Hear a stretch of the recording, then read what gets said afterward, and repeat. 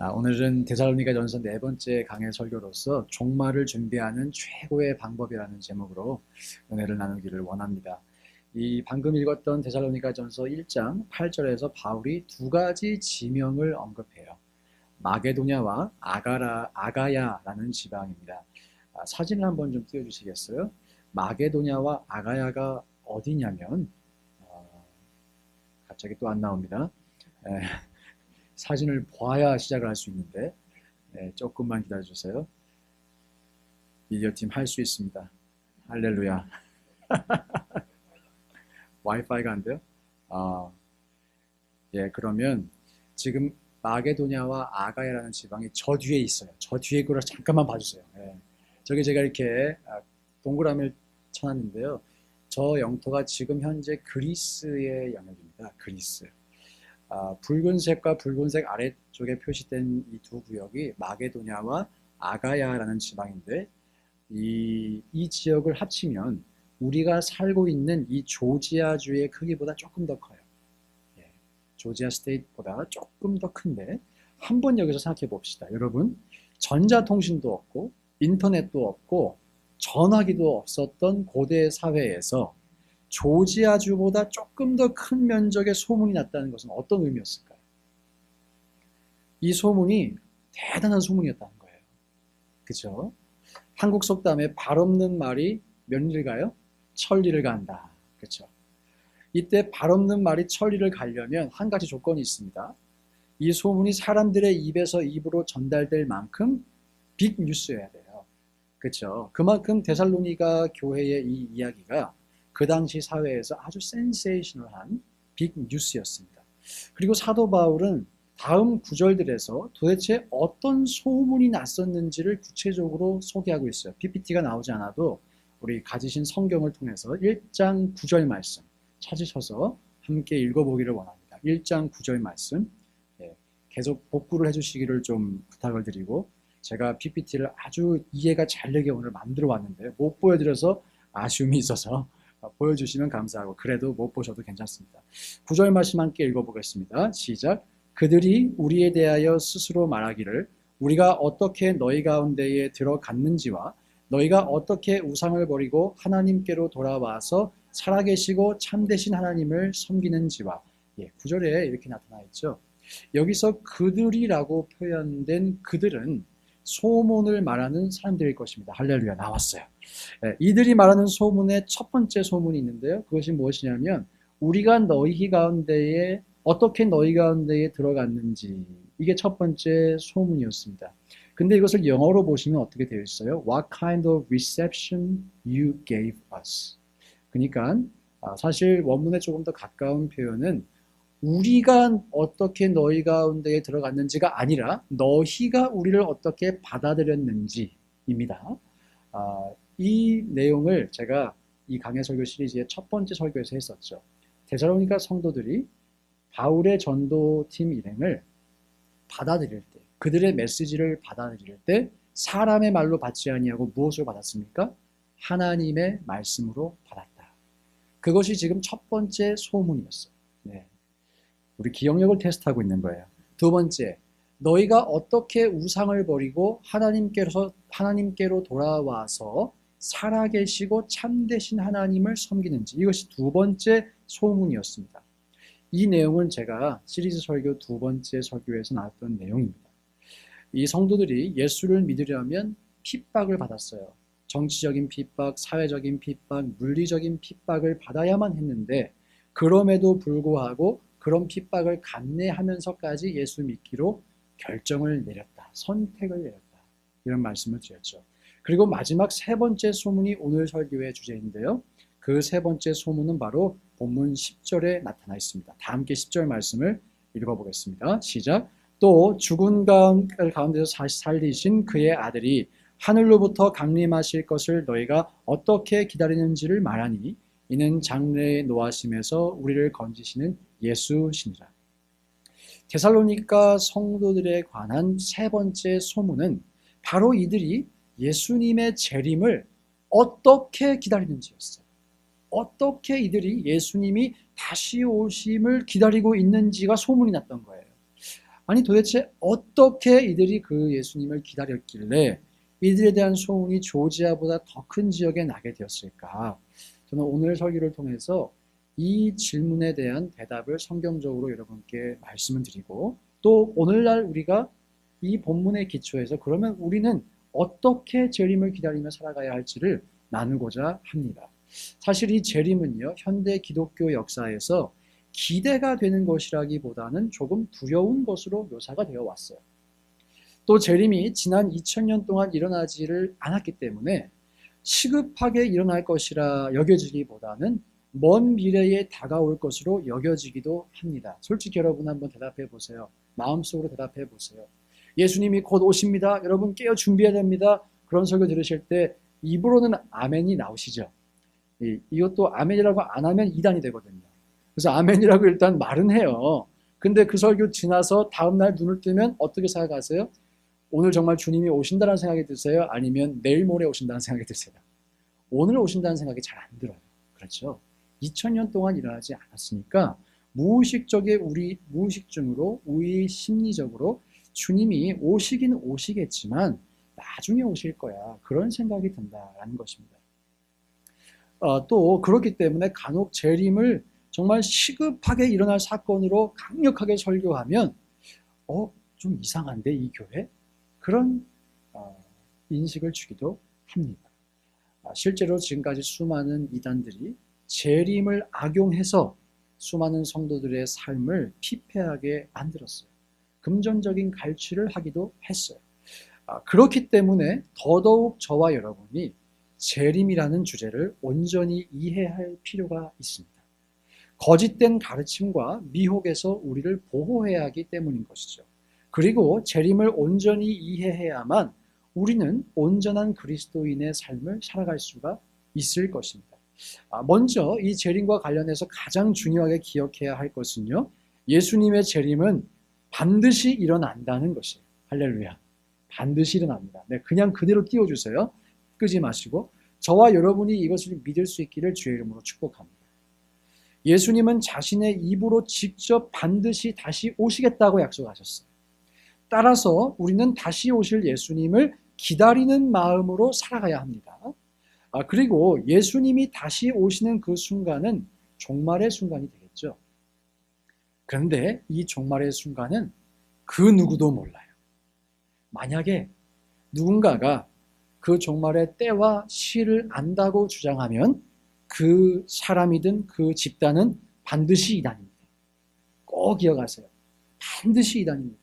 때와 시는 아버지께 있습니다. 그래서 우리는 그 때와 시를 절대로 알 수 없어요. 자, 기독교 역사에서 이 종말과 관련해서 가장 큰 이슈는 바로 이 때와 시를 알 수 없다는 데서 출발했어요. 한쪽 극단에는 때와 시가 바로 곧 온다라고 믿어가지고 이 땅에서의 삶이 다 무의미하다. 성도가 그래서 해야 할 일은 전 재산 헌금하고 예배하고 찬양하고 흰옷 입고, 왜 흰옷을 그렇게 입는지 요한계시록에 나와서 그렇겠죠. 흰옷 입고 그냥 기도만 하고 금식하는 극단적인 내세지향적 가르침이 존재합니다. 끄지 마시고 그냥 띄워주세요. 여러분이 기본적인 상식으로도 아실 수 있듯이 이런 가르침은 건강한 가르침이 아니에요. 자, 그런데 또 다른 한쪽 극단에는 예수님의 재림이 언제 올지를 모르니까, 아마 그리고 내가 살아있을 때는 안 일어나니까 그렇게 믿기 때문에 지나치게 이 땅에 관심을 가지고 살아야 한다는 극단적인 현세지향적 가르침이 있어요. 자, 양극단에 한쪽에는 내세지향적, 극단적 내세지향, 한쪽에는 극단적 현세지향이 있습니다. 이 두 가지 모두가 다 성경이 강조하는 것과는 거리가 멀어요. 여러분, 그러면 뭐가 성경적인 것일까요? 아마도 그 진리가 균형을 잡아서 어느 중심에 위치하는 것일까? 이렇게 보통 생각을 많이 하시죠? 그렇지 않습니다. 사실 여러분, 잘못된 질문은 잘못된 답을 낳아요. 예수님께서 때와 시를 알 수 없다고 하셨습니다. 그렇죠? 그런데 사람들이 지나치게 때와 시에 관심을 많이 가졌어요. 예수님께서 알 수 없다고 하신 그것은 물어보지 말라는 거예요. 물어볼 가치가 없는 질문이에요. 물어봤자 알 수가 없으니까. 그렇죠? 물어볼 이유가 없는 것입니다. 그리고 사실 이 질문은 물어보면 물어볼수록 오답을 만들어내는 질문이에요. 그렇겠죠? 예수님이 이미 모른다고 하셨잖아요. 그래서 우리가 재림을 이해하는 바람직한 태도를 가지려면 양극단의 중앙에 위치하는 어떤 정답을 찾으려고 하기보다는 이 재림에 접근하는 태도와 틀 자체를 바꿀 필요가 있습니다. 옳은 질문을 던져야 할 필요가 있다는 것이에요. 그래서 우리가 재림과 관련해 던져야 할 질문은 때와 시가 아니에요. 우리가 정말 던져야 할 질문이 있어요. 바로 우리가 무엇을 해야 하는가라는 질문입니다. 더 구체적으로 예수님과 성경책은 우리더러 어떻게 살라고 하느냐라는 질문입니다. 여러분 먼저 재림이라는 단어를 한번 생각해 보겠습니다. 재림이 무슨 의미죠? 다시 오신다. second coming이죠. 제자가 다시 제자입니다. 그러면 재림이라는 단어가 존재한다는 것은 예수님께서 이미 한 번 오셨다는 것이죠. 이미 한 번 오셨으니까 재림이 있는 것입니다. 예수님이 처음 오신 그 사건을 신학에서는 초림이라고 말합니다. first coming이에요. 그리고 우리는 이 재림과 초림을 연관지어서 생각할 필요가 있습니다. 자, 예수님의 초림으로 인해 일어난 일이 한 가지가 있어요. 바로 하나님 나라가 선포되었다는 것이에요. 예수님이 오심으로 복음이 선포가 됐는데 그 복음은 하나님 나라의 복음이었어요. 하나님의 나라의 핵심은 그리고 바로 하나님의 통치입니다. 하나님의 통치예요. 예수님이 오심으로 하나님이 아닌 악의 무리가 마귀가 통치하던 영혼들에게 사회의 곳곳에 특정 지역에 하나님의 통치가 이제 임하기 시작하였습니다. 그래서 어떤 신학자가 이렇게 표현해요. 예수님이 하나님의 나라를 이 땅에 터치다운 시키셨다. 그런 말을 하기도 합니다. 그래서 사복음서가 기록하고 있는 이 복음은요, 하나님 나라의 복음은요, 영생과 내세를 약속하지만 그것만 약속하지 않아요. 영원한 생명과 함께 굶주린 자들이 밥을 먹었어요. 질병에 걸린 자들이 치유함을 입었어요. 억눌린 자들이 자유하게 되는 일이 일어났어요. 역사 속에서도 기독교가 확장이 되면서 노예제가 폐지됐고 인권이 향상되는 그런 일이 일어나게 되었습니다. 하나님께서는 사람을 사랑하세요. 예수님은 사람을 사랑하세요. 그래서 우리 이 삶의 영역 곳곳에 하나님의 통치가 임한 것이 예수 그리스도의 복음이었습니다. 오늘 이 데살로니가 교회에도 하나님의 통치가 아까 보셨던 그 지도처럼 데살로니가 지역에 임했다는 것을 보여주고 있어요. 여러분, 한국이란 나라도 마찬가지입니다. 한국이란 나라는 하나님의 통치가 임한 아주 좋은 사례예요. 200년 전까지만 해도요, 한국엔 기독교가 없었습니다. 교회가 없었죠. 목사도 없었죠. 한국인 선교사 한 명도 없었죠. 그런데 지금은 한번 보세요. 선교사님들이 학교를 세우고 병원을 세우고 수많은 사람들을 교육하고 치료하면서 복음이 전파되기 시작했고요. 그래서 저와 같이 예수 믿는 사람 나오고 선교사가 나오고 목사가 나오고 지금은 세계에서 선교사를 가장 많이 파송하는 나라 중 한 나라가 되었습니다. 그리고 어쩌면 여러분과 제가 미국 와서 살 수 있는 이유, 저는 하나님 나라가 확장되었기 때문이라고 생각합니다. 그 나라가 확장되면서 한국의 경제력도 덩달아 올라가는 역사가 일어났거든요. 모든 이 땅에서의 복이 하나님 나라라고 우리가 단순하게 생각할 수는 없겠지만 예수의 복음에는 이렇게 하나님 나라가 확장되어가는 성격이 있다는 것이에요. 또 이렇게 하나님 나라의 특징이 하나님의 통치인데 또 다른 특징이 있다면 바로 하나님 나라의 시간에 대한 것입니다. 하나님 나라는 이미와 아직 사이에 있습니다. PPT 좀 띄워주시죠. 예수님 이후로 인류의 역사 속에서 계속해서 하나님의 나라가 지어져 가고 확장이 되어가고 있는데 이 하나님 나라에는 중요한 특징이 한 가지가 있어요. Already not yet이라는 특징. 이미 시작이 됐는데요. 아직 완성이 되지 않았다는 거예요. 근데 이미 시작이 됐는데 언제 시작됐는지 아세요? 예수님의 초림으로 시작됐습니다. 그리고 언제 완성되는지 아세요? 예수님의 재림으로 완성됩니다. 자, 이제 예수님의 초림과 예수님의 재림이 바로 이 하나님의 나라와 아주 밀접한 관계를 갖고 있다는 것을 우리가 알 수가 있죠. 우리가 여기서 한 가지 질문을 해야 돼요. right question을 던져야 돼요. 아니, 왜 예수님은 굳이 한 번에 모든 일을 한 번에 다 끝내시지 않으셨을까? 라는 질문입니다. 왜 굳이 already not yet을 만드시나? 아니, 그냥 한 번에 오셔서 하실 일을 다 하시지. 그렇잖아요. 왜 일을 다 안 마치시고 힘들게 왔다 갔다 2번 오시나? 그런 질문 던져봐야 되지 않을까요? 이런 질문을 던져보면 우리는 성경이 제시하는 right answer를 얻을 수가 있습니다. 그 다음이 무엇이냐고요? 예수님이 우리를 하나님 나라를 확장하는 데에 사용하시기 원하신다는 거예요. 우리가 하나님 나라를 세워가는 일에 동참할 수 있는 기회를 주시기 원하신다는 것이에요. 우리가 그분의 영광에 참여하기를 원하신다는 거예요. 우리가 상급받을 기회를 주시기를 원하신다는 거예요. 아멘을 안 하시네요. 할렐루야. 그래서 예수님은 이 땅에서도 혼자 일하시지 않으셨죠. 예, 조금 부족해 보여도, 조금 답답해도 제자들을 불러 모았어요.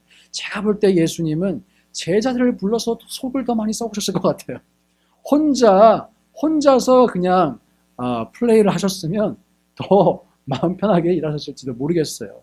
그런데 굳이 제자들을 부르셔서 그 답답한 사람들 훈련시키시며 하나님의 나라에 동참을 시켜주셨어요. 여러분, 이것이 바로 예수님이 일하시는 방식입니다. 예수님이 일하시는 방식이에요. 예수님이 이미 시작하신 그 하나님의 나라를 굳이 완성하지 않으시고 떠나셨어요. 그리고 떠나신 이후에 다시 오시겠다라고 하신 가장 중요한 이유 중에 하나는 바로 저와 여러분을 그 일에 참여시키기 위함이라는 것이에요. 동참시키기 위함이라는 것이에요. 그러므로 사랑하는 여러분, 종말을 준비하며 우리가 가져야 할 최고의 태도, 그 첫 번째는 바로 이것입니다. 하나님의 나라를 세우는 일에 참여하시기를 주님의 이름으로 축원드립니다. 우리는 그 나라가 언제 완성될지 몰라요. 때와 시에 관심을 갖지 마세요. 어차피 모릅니다. 답이 안 나옵니다. 그러나 우리가 관심을 정말 가져야 할 것이 있어요. 오늘 나는 무슨 일을 할 것인가 라는 거예요. 여러분의 가정에, 여러분의 직장에, 여러분의 인간관계 속에, 여러분의 삶의 모든 영역에 하나님의 통치가 임해서 바로 그것이 하나님의 나라가 되게 하시기를 주의 이름으로 축복합니다. 우리가 종종 미국에 여행 다니시면서 멋진 풍경을 보시면 구름이 떠 있고 석양이 지고 광활한 그런 자연을 보시면 그런 고백을 많이 하세요. 야, 천국 같다. 하나님의 크심이 느껴진다. 그런 고백을 많이 하시죠. 저도 그런 모습을 보면 야, 하나님께서 참 보시기에 좋겠다라고 생각을 해요. 여러분, 하나님께서 여러분의 삶을 보시며 우리가 이 자연 만물을 보며 감탄하고 감사하는 그 고백을, 그 기쁨의 고백을 주님이 하시기 원하세요. 하나님께서 이 땅을 창조하시고 보시기에 좋았더라라고 말씀하셨잖아요. 주님은 지금도 여전히 보시기에 좋았더라라는 그 마음을 우리의 삶을 보시며 느끼시기를 원하신다는 것이에요. 그래서 우리가 이런 점에서 스스로에게 질문해야 됩니다. 지금 우리 각 개인은 하나님의 통치를 받아 하나님 나라에 속해 있는가라는 질문. 지금 여러분의 가정은, 여러분의 자녀들은 하나님의 통치를 받고 있는가라는 것이. 지금 여러분이 섬기시는 또 직장은 여러분이 하나님의 나라를 확장해가는 곳인가라고 질문해 보아야 합니다. 저는 우리 모두가 삶의 모든 자리에서 하나님 나라를 확장하며 살아가시기를 주의 이름으로 축복합니다. 그리고 여러분께 강조해서 말씀드리고 싶은 것이 있어요.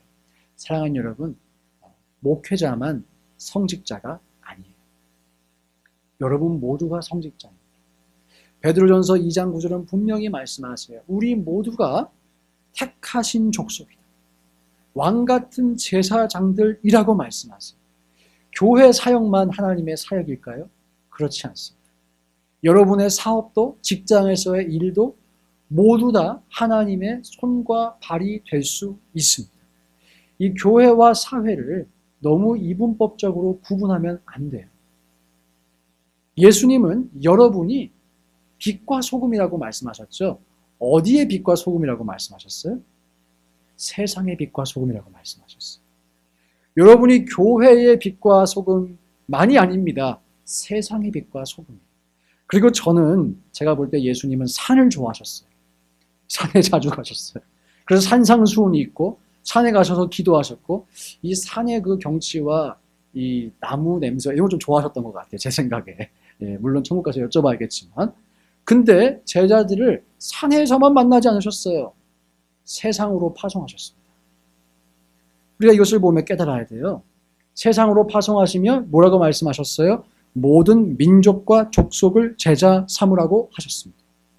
여러분 유대인들에게 모든 민족과 족속을 제자로 삼으라는 이 명령은 자신들이 온 세계의 중심이고 자신들만이 하나님의 선민이라고 하는 그 centric, 이 Jewish centric perspective를 오버컴하는 거예요.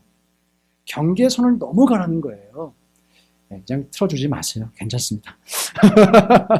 사도 바울도 유대인과 이방인의 경계선을 허물었기 때문에 이방인들에게 나갈 수가 있었어요. 오늘 데살로니가 교회와 같은 교회가 그래서 또 개척될 수가 있었어요. 여러분이 가지고 계신 교회와 사회의 경계선을 허무시기를 축원드립니다. 교회에서는 다 인자하신데 직장 가시면 성격이 조금 나오시는 분들 계시죠? 네, 그 모습이 동일하셔야 합니다. 똑같아야 됩니다. 그곳이 여러분이 하나님의 나라를 확장해가는 장소이기 때문에 여러분이 지금 일하시는 곳, 여러분이 만나는 사람들, 여러분이 하고 계신 일, 지금까지 공부해 오신 일, 그 모든 곳이 하나님의 나라를 확장하기 위한 통로가 된다는 거예요. 이런 점에서 교회는요, 주유소 같아요, 주유소. 제가 이런 비유를 좋아하죠. 이곳에 와서 여러분 기름을 채워가세요. 성령의 기름 부으심을 채워가시기를 축복합니다. 채운 다음에 어디로 가야 돼요? 세상으로 나가셔야 돼요. 여러분의 삶의 현장에서 하나님 나라를 확장하세요. 빛과 소금이 되세요. 마음이 상한 자를 위로하세요. 사람을 누르고 황폐화시키는 억압적인 구조가 있다면 그것을 변화시키기 위해 노력하세요. 무언가 여러분이 할 수 있는 일을 찾아 그곳에서 작은 예수가 되어주시기 바랍니다. 이렇게 내가 부르심을 받은 나의 삶의 자리에서 하나님의 나라를 확장해 가는 일에 쓰임받는 것이 바로 우리가 종말을 준비하는 최고의 방법이에요. 왜냐? 종말은 하나님 나라가 완성되는 순간이거든요. 예, 종말을 우리가 기다린다고요? 하나님 나라가 완성되는 것을 기다린다는 의미입니다. 그렇기 때문에 이미 시작된 그 하나님의 나라에 내가 참여하며 그것을 완성시켜 나가는 것이 곧 종말을 준비하는 최고의 방법이라는 것입니다. 저는 저와 여러분 모두가 이렇게 살아감으로 말미암아 최고로 종말을 잘 준비했다고 칭찬받을 수 있기를 주의 이름으로 축원드립니다. 두 번째로 종말을 준비하는 최고의 방법은 바로 사람을 세우는 것입니다. 사람. 여러분 이 세상이 사라져도요 여전히 존재하는 게 있어요. 무엇일까요? 저와 여러분입니다. 우린 대단한 존재예요. 이 세상이 사라져도 끝까지 존재합니다. 천국 가서도 존재합니다. 그렇죠? 그리고 저와 여러분이 함께 세운 사람도 여전히 존재합니다. 그러니까 제가 볼 때 이 교회, 이 사역, 이 피플 비즈니스거든요. 사람을 세우는 사역이거든요. 목회도 그런 거거든요. 야, 이거 진짜 가치 있는 일이에요. 끝까지 갈 것에 투자하니까. 그렇죠? 자, 여기서 잠깐 우리가 10절 말씀으로 되돌아가 보겠습니다. 다 함께 스마트폰이든 아이패드든 갤럭시 탭이든 성경을 펴셔서 10절 말씀을 한 번 더 읽어보겠습니다. 시작. 또 죽은 자들 가운데서 다시 살리신 그의 아들이 하늘로부터 강림하실 것을 너희가 어떻게 기다리는지를 말하니 이는 장래의 노하심에서 우리를 건지시는 예수시니라. 자, 아까 말씀드렸죠. 이게 바로 세 번째 소문이었어요. 여러분 도대체 데살로니가 성도들은 어떻게 재림을 기다리고 있었을까요? 어떻게? 바울은 그걸 알고 있어요. 소문을 들었다는 거예요. 그렇죠? 어떻게 너희가 기다리고 있는지를 내가 지금 들었다. 어떻게 기다리고 있었을까요? 우리가 이것을 알려면 성경적인 증거가 필요한데요. 다행히 그 증거가 있어요. 제가 그걸 찾아냈어요. 최초로 여러분께 공개해 드립니다. 데살로니가전서 5장 1절부터 2절 그리고 11절까지를 읽을 텐데 사실 이 본문은 1절부터 11절까지 이어지는 본문인데 1절, 2절, 11절만 읽어보겠습니다. 집중해서 한번 읽어보겠습니다. 1절과 2절만 함께 읽어보겠습니다. 시작. 형제들아 때와 시기에 관하여는 너희에게 쓸 것이 없음은 주의 날이 밤이 도둑같이 이를 줄을 너희 자신이 자세히 알기 때문이다. 여러분, 사도 바울이 지금 설명합니다. 형제들아 때와 시기에 관해서는 너희에게 쓸 것이 없다. 그 이유가 무엇입니까? 2절에 주의 날이 밤에 도둑같이 이를 줄을 너희 자신이 자세히 알기 때문이라고 말하고 있어요.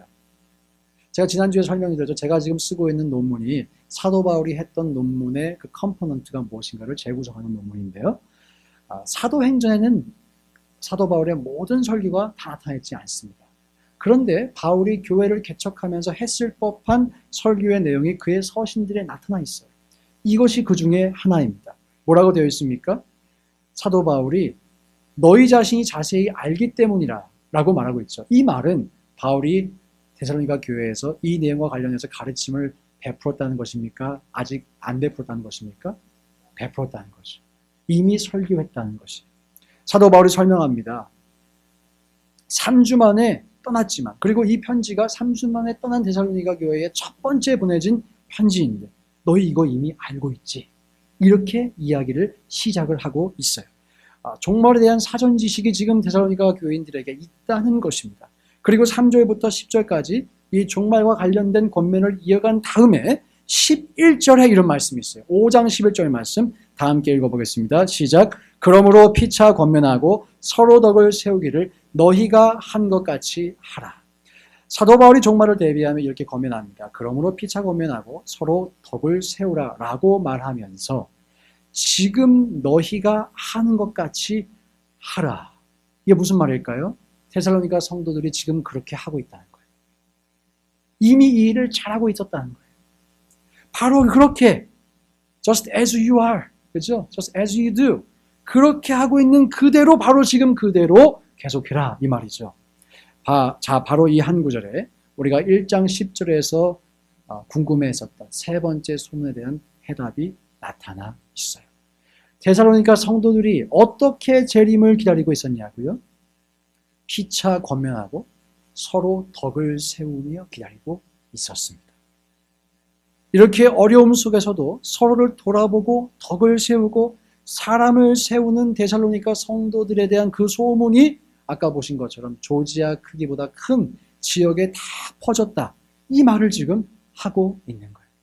이 5장 11절 말씀을 조금 더 자세히 우리가 분석해 보기를 원하는데요.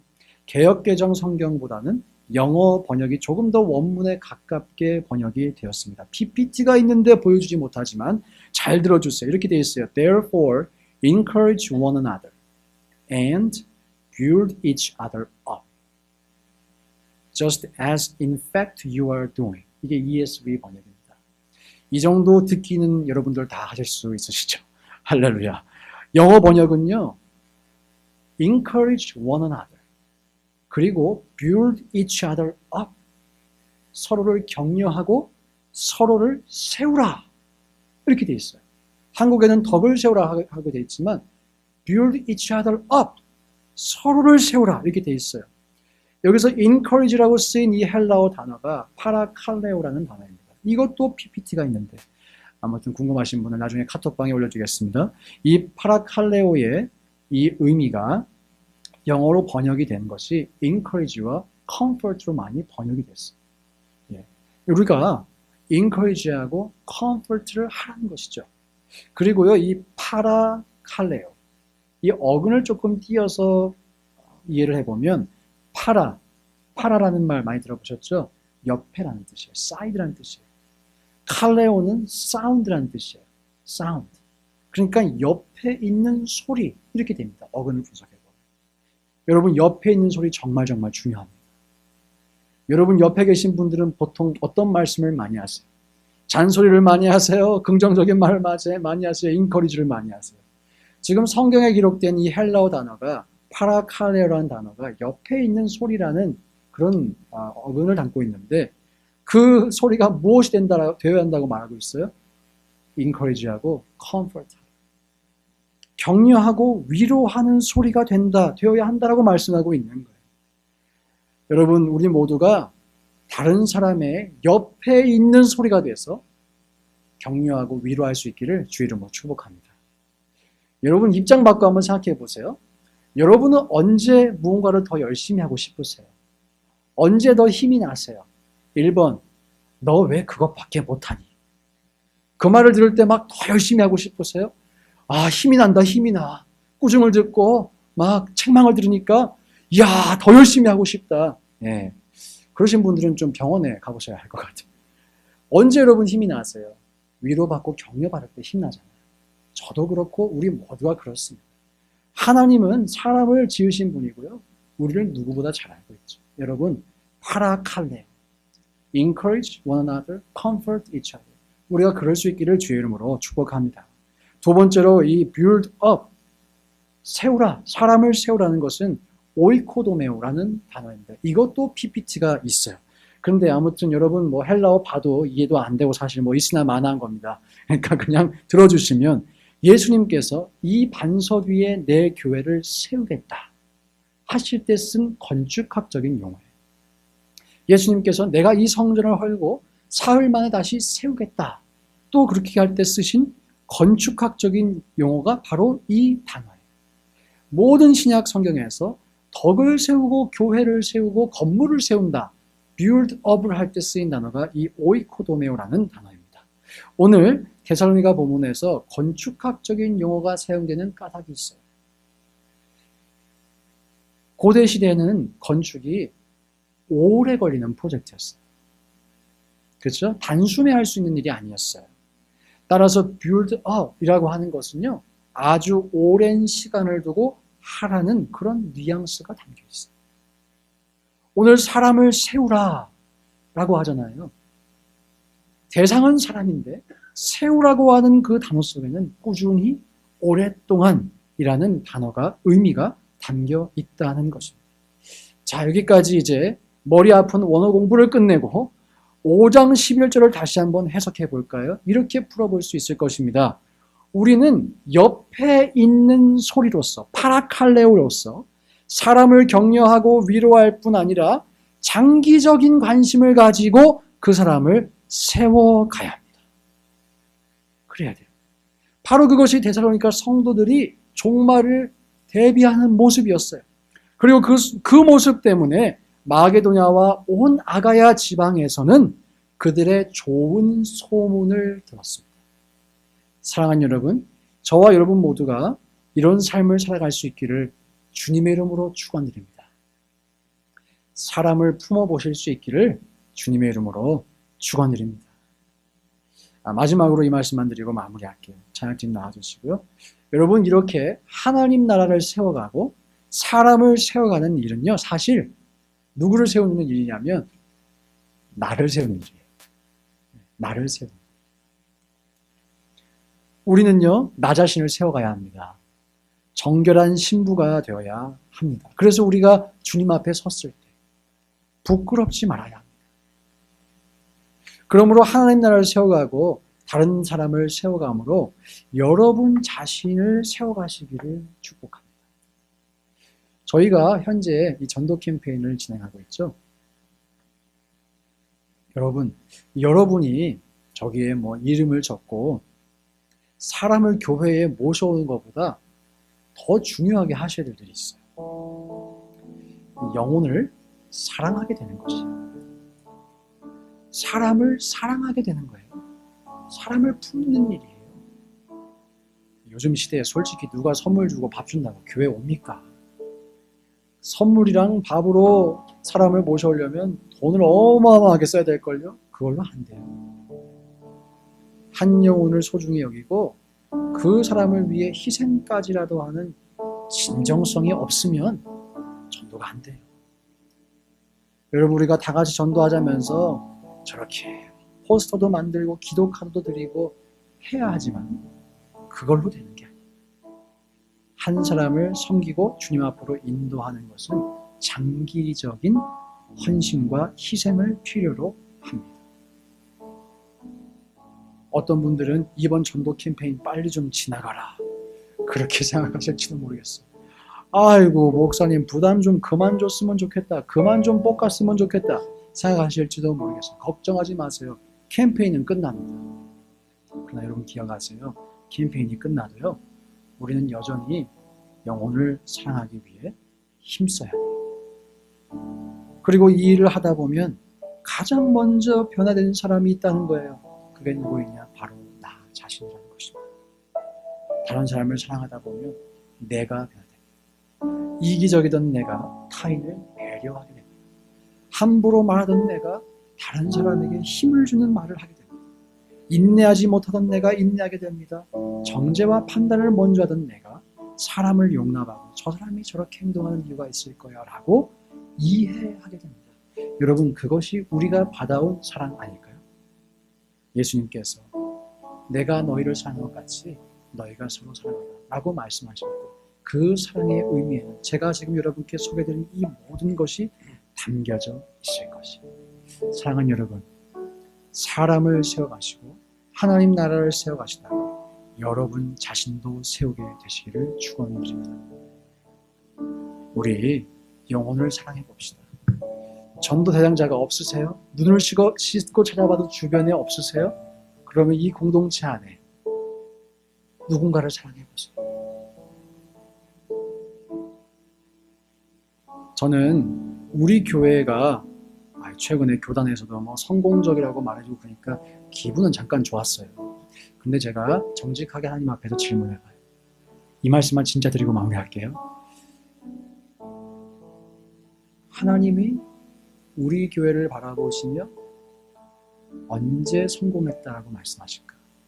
우리가 하나님 앞에 성공했다고 칭찬받을 수 있는 기준은 무엇일까?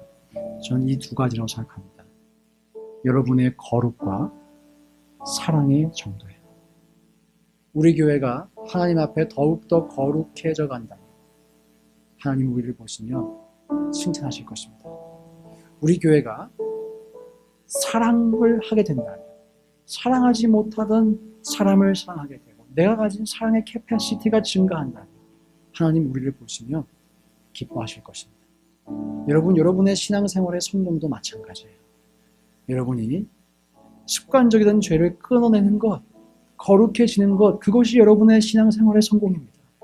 여러분이 품지 못하는 사람을 품게 되는 것, 사랑하게 되는 것, 그것이 여러분의 신앙생활의 성공의 척도가 되실 것입니다. 하나님은 거룩하신 하나님이시고 사랑의 하나님이세요. 저와 여러분이 하나님 나라를 세워가고 사람을 세워가서 나도 세워갈 수 있게, 그래서 주님께 칭찬받을 수 있기를 주 이름으로 축원드립니다. 다 함께 자리에서 일어나셔서 함께 찬양하시며 나가겠습니다. 하나님의 부르심에는